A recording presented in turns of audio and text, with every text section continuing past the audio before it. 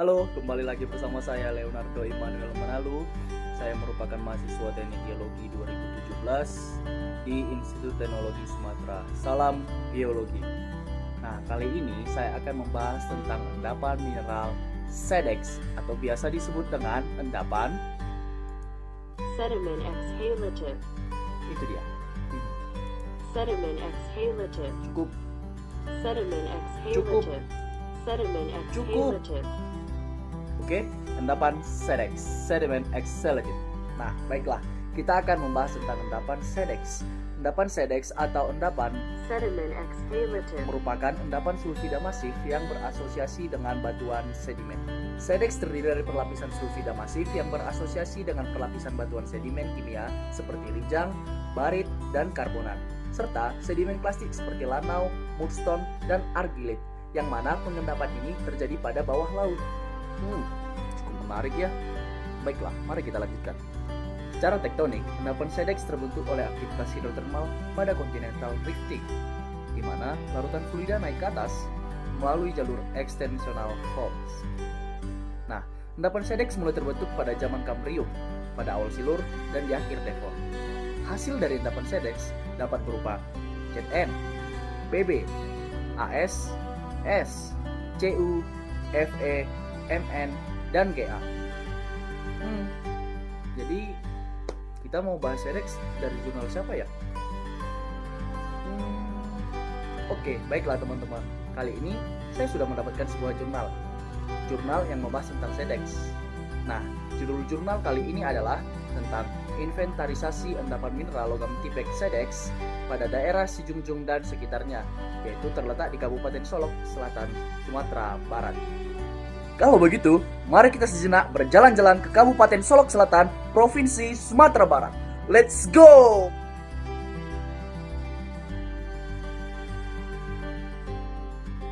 Wow, tahu nggak teman-teman? Ternyata sudah banyak penyelidik terdahulu yang telah melakukan penyelidikan di daerah ini. Ini membuktikan bahwa lokasi dan topik ini sangat menarik. Bukankah begitu teman-teman?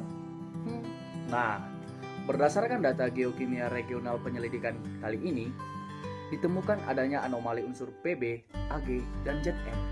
Dan secara teoritis, anomali seperti ini lazim ditemukan pada lingkungan mineral logam tipe SEDEX atau sedimentary exhalative. Nah, pada daerah penyelidikan kali ini, ada 6 satuan batuan yang teramati di daerah penyelidikan. Dari yang paling muda dan yang pertama adalah satuan aluvium. Yang kedua adalah satuan batu lempung sampai batu lempung pasiran. Yang ketiga adalah satuan batuan gunung api. Yang keempat adalah satuan batu gamping kristalin. Yang kelima adalah satuan batuan intrusif andesit. Dan yang terakhir adalah satuan batuan metamorf. Ubahan teramati pada batuan breksi andesit berupa argilik yang mengandung pirit menyebar berbutir halus hingga kasar. Nah, untuk itulah teman-teman, kegiatan ini dilakukan guna untuk menindaklanjuti hasil penyelidikan geokimia regional yang pernah dilakukan sebelumnya di daerah ini. Nah, penyelidikan ini dimaksudkan untuk mencari kaitan antara anomali geokimia regional yang terdapat di daerah ini dengan keterdapatan endapan mineral logamnya. Baiklah, berikut saya tampilkan lokasi penyelidikan daerah Kabupaten Solok Selatan, Provinsi Sumatera Barat. Ini dia gambarnya. Oke teman-teman, sudah lihat kan peta lokasi penyelidikannya? Oke, nah sekarang saya akan menyampaikan bagaimana metode penyelidikan ini dilakukan. Metode penyelidikan yang digunakan adalah penyelidikan geokimia atau sedimen sungai aktif, di mana pengambilan contoh konsentrat tulang dan pemetaan geologi, serta pengambilan contoh batuan ubahan dan mineralisasi. Pemeriksaan laboratorium dilakukan terhadap contoh-contoh yang diambil dari lapangan untuk dilakukan analisis kimia, yaitu pada Cu, Pb, Zn, Ni, Ag, Au, Ba, Mn, Fe, dan Ba. Baiklah, mari kita lanjutkan. Sekarang kita akan meninjau dari segi geologi umumnya. Struktur geologi yang dijumpai di daerah kerja adalah sesar, lipatan, dan kekan. Sesar dan kelurusan umumnya berarah barat laut hingga tenggara, searah dengan sesar Semangko di Bukit Barisan, serta sesar geser di beberapa tempat. Struktur dan kelurusan yang umumnya juga teramati di lapangan, searah dengan arah Sungai Sangir dan Batanghari yang membelok tiba-tiba dan dari Citra Lenset. Mineralisasi yang dijumpai di daerah ini ialah timbal dan seng. Pada muara sungai ditemukan tembaga dan timbal. pada daerah Dusun Tengah ditemukan seng, serta pada daerah muara Sungai Palu ditemukan tembaga serta seng juga. Nah, berikut saya akan menampilkan peta geologi regional daerah Batang Sangir Kabupaten Solok Selatan, Provinsi Sumatera Barat. Berikut petanya. Nah, teman-teman, dari peta geologi regional yang telah kita tampilkan, kita dapat mengetahui bagaimana geologi daerah penyelidikannya, di mana secara umum morfologi daerah penyelidikan dapat dibagi ke dalam 3 satuan utama. Yang pertama yaitu morfologi perbukitan terjal, morfologi perbukitan landai, dan dataran aluvial. Satuan morfologi perbukitan terjal sangat luas untuk menempati daerah penyelidikan. Pada level ketinggian di atas 300 meter di atas permukaan laut, mulai dari bagian tengah hingga utara dan barat laut serta sedikit di bagian selatan, diantaranya meliputi daerah Abai, cabang-cabang Sungai Batanghari dan Sungai Sikiah. Pada penampakan lapangan, bagian dari morfologi ini dicirikan oleh tebing terjal yang sebagian tersusun dari litologi batu gamping kristalin dan batuan metamorf atau biasa disebut dengan batu sabat. Oke, sungai-sungai yang mengalir di daerah morfologi perbukitan terjal ini pada umumnya memiliki penampang lembah yang berbentuk V. Nah, ini mengindikasikan adanya tahapan sungai muda. Sungai-sungai ini merupakan cabang-cabang Sungai Sangir dan Sungai Batanghari. Satuan morfologi perbukitan bergelombang landai menempati sebagian kecil daerah penyelidikan, terutama di bagian tengah sisi sebelah timur. Satuan morfologi ini berada pada ketinggian di bawah 300 meter di atas permukaan laut. Sungai-sungai yang mengalir pada morfologi ini memiliki lembah-lembah yang lebar, namun alirannya cukup deras dan banyak mengendapkan kerikil bongkah batuan. Nah, di antara sungai tersebut yang mengalir adalah Sungai Sangir dan Sungai Batanghari. Baik teman-teman, dari sini kita dapat mengambil kesimpulan bahwa ini merupakan salah satu faktor yang menyebabkan kemungkinan terdapatnya endapan PB, ZN, dan AG pada lokasi penyelidikan kali ini. Nah teman-teman, bagaimana dengan ubahan dan mineralisasinya? Ubahan teramati pada batuan bereaksi andesit yang berupa argilik yang mengandung pirit menyebar berbutir halus hingga kasar. Berdasarkan hasil analisis kimia unsur, ini menunjukkan bahwa kandungan AU contoh ini cukup signifikan, yaitu 240 ppb. Batuan intrusif andesit porfiritik juga telah mengalami ubahan menjadi porfilit dan ubahan argilik, tapi tidak banyak sebaran piritnya. Baiklah, berikut saya tampilkan peta geologi dan sebaran mineralisasinya. Nah, berdasarkan hasil identifikasi mineralogi butir terhadap semua contoh konsentrat tulang yang diambil dari daerah penyelidikan ini menunjukkan bahwa sekelompok mineral oksida seperti magnetit, ilmenit, oksida besi, garnet, dan mineral mafik merupakan mineral yang paling umum hadir dalam konsentrat tulang. Mineral logam sulfida yang teramati diantaranya pirit, kalkopirit, dan sinabar pada lokasi tertentu. Dan pada beberapa lokasi teramati adanya butiran emas, yaitu pada beberapa contoh di bagian utara, yaitu sekitar hilir Sungai Batang Sangir, dan pada bagian selatan daerah penyelidikan, yaitu hulu Sungai Batang Sangir. Pada umumnya, butiran emas yang teramati berkisar dari sangat halus hingga halus, dengan persentase jumlah butiran emas paling besar ditemukan di bagian selatan daerah kerja. Nah, hal yang menarik, karena sangat umum hadir dalam berbagai endapan tipe ekslatif seperti sedex, ini adalah ditemukannya indikasi barik dalam suatu lokasi di bagian tengah daerah penyelidikan. Di samping itu, juga ditemukan butiran kalkopirit di 2 lokasi dan sinabar pada 1 lokasi. Ini yang dapat dikaitkan dengan keberadaan emas tipe epithermal atau tipe emas tembaga atau porfiri. Nah, baiklah teman-teman. Sekarang saya akan menampilkan peta sebaran unsur AU pada daerah Batang Sangir. Yang selanjutnya itu peta korelasi unsur Cu, Pb, Zn, dan AU, serta peta korelasi unsur Zn, Mn, Be, dan Fe. Nah, berikut penampilan petanya. Oke, berdasarkan hasil analisis kimia unsur terhadap 11 contoh batuan yang diambil dari daerah penyelidikan ini menunjukkan nilai kandungan sejumlah logam atau unsur penting seperti Cu, Pb, Zn, AU, Hg, dan Ba yang cukup signifikan. Nah, kita lihat dari hasil analisis kimia pada lampiran yang sudah kita lampirkan tadi. Kandungan unsur Cu di atas 100 ppm berada pada 5 lokasi contoh yang terletak pada bagian selatan daerah penyelidikan. Oke, Unsur Pb dengan nilai yang cukup tinggi, yaitu 1250 ppm, terdapat pada satu lokasi, yaitu sekitar Gunung Talaking. Kandungan unsur Zn dalam batuan cukup tinggi pada 5 lokasi, contoh yang terletak sekitar Gunung Talaking, sehingga terkesan memiliki korelasi dengan unsur Pb maupun Cu di daerah ini. Nah, unsur barium atau Ba memperlihatkan kandungan cukup tinggi pada satu contoh di bagian tengah daerah penyelidikan dengan nilai kandungan 441 ppm. Sementara itu, kandungan Hg yang sangat tinggi diperoleh dari satu contoh di sekitar Gunung Talaking, mencapai 29,2% Hg. Kandungan emas cukup signifikan, yaitu di atas 100 ppb. Dijumpai pada tempat lokasi yang kesemuanya berada pada bagian selatan daerah penyelidikan, yaitu pada sekitar Gunung Talaking. Nah kawan-kawan, sekarang kita harus mengetahui tentang indikasi endapan SEDEX-nya. Sebelum membahas hasil-hasil penyelidikan yang sudah kita dapat sebelumnya, terlebih dahulu kita harus memperdalam pengetahuan tentang apa itu endapan SEDEX. Seperti yang sudah saya sampaikan pada awal video tadi, SEDEX atau sedimentary exhalative merupakan suatu jenis endapan sulfida masif yang berasosiasi dengan batuan sedimen. Dalam eksplorasi, selain menggunakan metode pemetaan geologi konvensional, untuk tahapan awal endapan SEDEX dapat diselidiki dengan menggunakan metode geokimia endapan sungai aktif dan tanah. Untuk wilayah drainase yang alirannya bersumber dari endapan SEDEX, hasil metode geokimia endapan sungai biasanya akan menunjukkan nilai anomali unsur-unsur Pb, Zn, Ag, dan Ba yang cenderung berkorelasi positif. Pada penyelidikan geokimia tanah, anomali keempat unsur ini akan cenderung mengarah kepada lokasi yang diperkirakan sebagai zona endapan SEDEX tersebut. Oke, next. Jika mengacu kepada endapan SEDEX yang sudah ditemukan di daerah Dairi, Sumatera Utara, karakteristik geologi yang dapat dikutip adalah sebagai berikut. Ada dua. Yang pertama, zona SEDEX berada dalam batuan induk jenis silty carbonaceous shales atau lano-karbonat. Zona ini mencapai permukaan. Posisi biji dimulai dari permukaan hingga sekitar 200 meter. Satuan batuan lain yang juga bisa dijumpai di permukaan adalah dolomitic siltstones yang termineralisasi, shales dolostones, dan dolostones, di mana lot juga ditemukan di batas kedua satuan ini.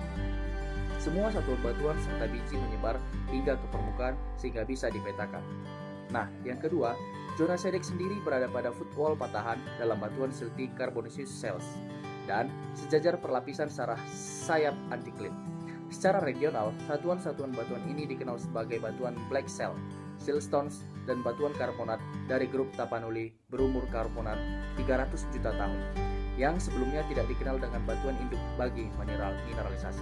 Nah teman-teman, dengan melihat keadaan geologi regional maupun lokal, daerah penyelidikan merupakan sebagian dari batuan tua yang sudah terangkat. Hal ini sesuai dengan penampakan di lapangan, di mana cukup luas tersingkap batuan metamorf atau batu sabak. Bila dikaitkan dengan ciri-ciri umum endapan SEDEX, beberapa pengamatan penting yang bisa disampaikan di sini adalah: yang pertama, adanya singkapan batu sabak yang memiliki umur kurang lebih sama dengan formasi batuan di Dairi. Yang kedua, dijumpainya batu sabak yang memiliki urat-urat kuarsa yang umumnya sejajar dengan foliasi dan sebagian kecil memotong bidang foliasi sembarang arah. Yang ketiga, di tempat tertentu, terutama pada batas antara breksi termineralisasi dan batuan metamorf, dijumpai ubahan dan sulfida atau pirit pada batu sabak atau serpih, memberi kesan adanya larutan pembawa mineralisasi yang menerobos batuan serpih melalui zona lemah dan mengubah batuan atau epigenetik. Yang keempat, teramati struktur yang memotong batuan metamorf dan mengandung stockwork atau kuarsa. Namun kawan-kawan, dari seluruh hasil penelitian yang sudah didapatkan sebelumnya, tidak seluruhnya dapat menunjukkan bahwa pada daerah penyelidikan ini ditemukan adanya endapan SEDEX. Sekarang, mari kita melihat hasil geokimia endapan sungai aktifnya kawan-kawan. Di sini terdapat kandungan unsur-unsur Pb berkisar 70-365 ppm. Zn, Ag, dan Ba beranomali cukup signifikan. Jika dibandingkan dengan SEDEX Dairi, di mana kelompok anomali Pb dalam endapan sungai berkisar 50-100 ppm, 500-1000 ppm, dan 1000-62.500 ppm. Keterlambatan unsur-unsur KASP atau Pb yang beranomali ini memberi kesan adanya indikasi endapan tipe SEDEX di daerah penyelidikan ini. Bila pola masing-masing unsur ditumpang tindih atau overlay satu sama lain, bagian selatan daerah penyelidikan khususnya bagian cabang sungai Batang Sangir atau selatan Gunung Talakik merupakan lokasi di mana nilai anomali unsur-unsur khas endapan Sedex tersebut berimpitan.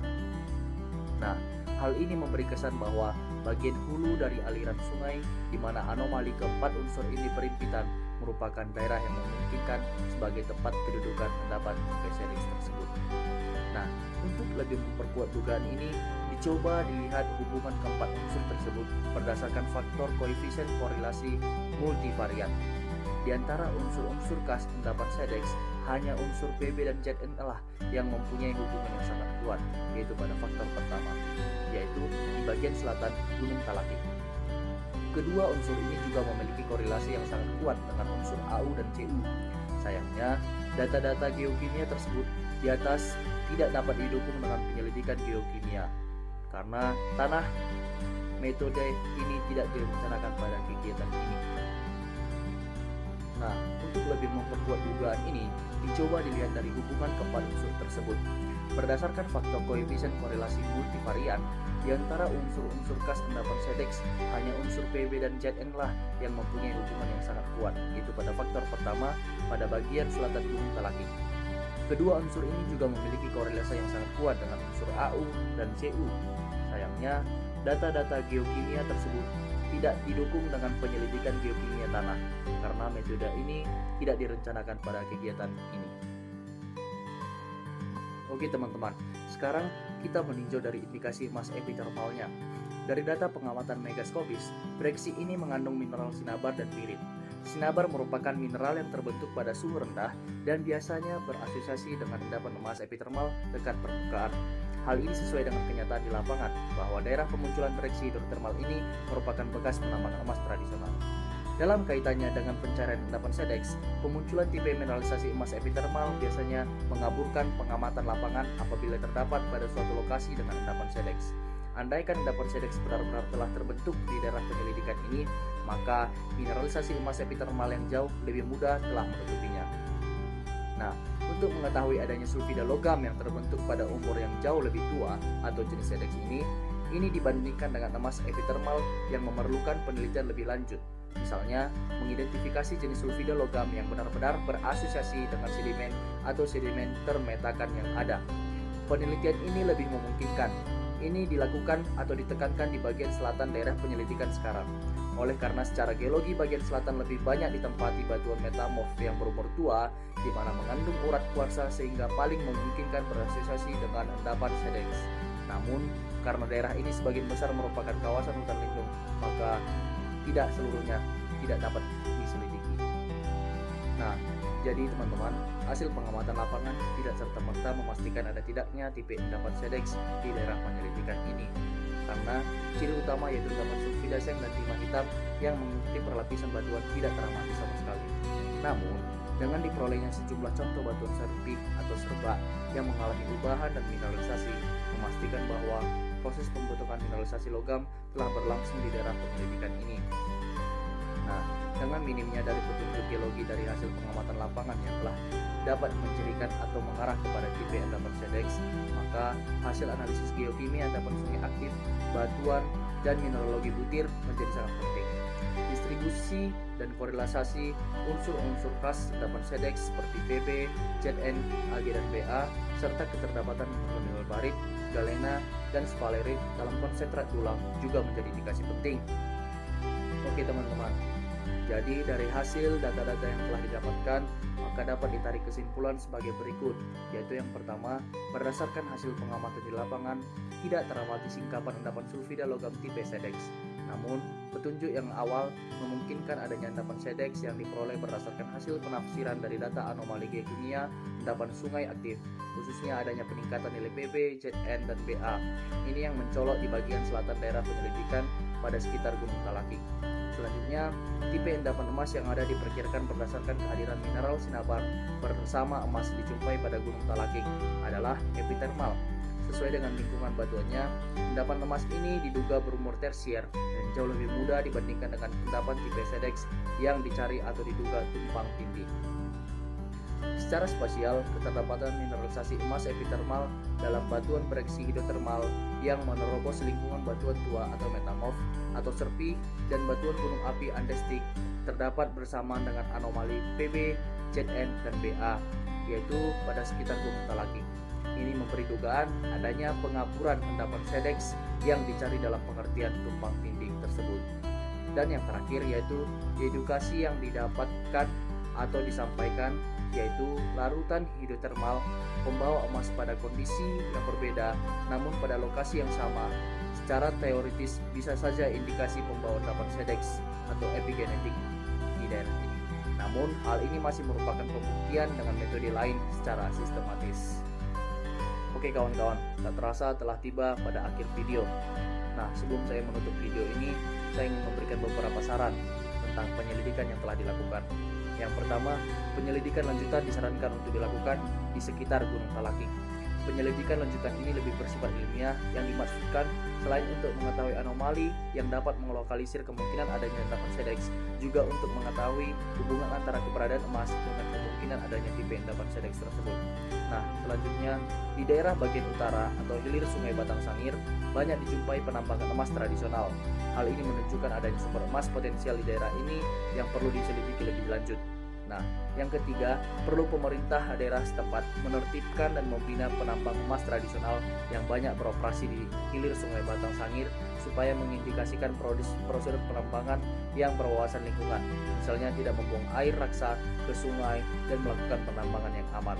Baiklah kawan-kawan, demikian video yang telah saya buat, yaitu tentang inventarisasi endapan mineral logam tipe SEDEX pada daerah Sijungjung dan sekitarnya di Kabupaten Solok Selatan, Sumatera Barat. Semoga hasil video pembahasan ini dapat menambah wawasan kita tentang pengetahuan endapan SEDEX. Saya Leonardo Imanul Manalu, pamit undur diri. Ucapkan terima kasih dan sampai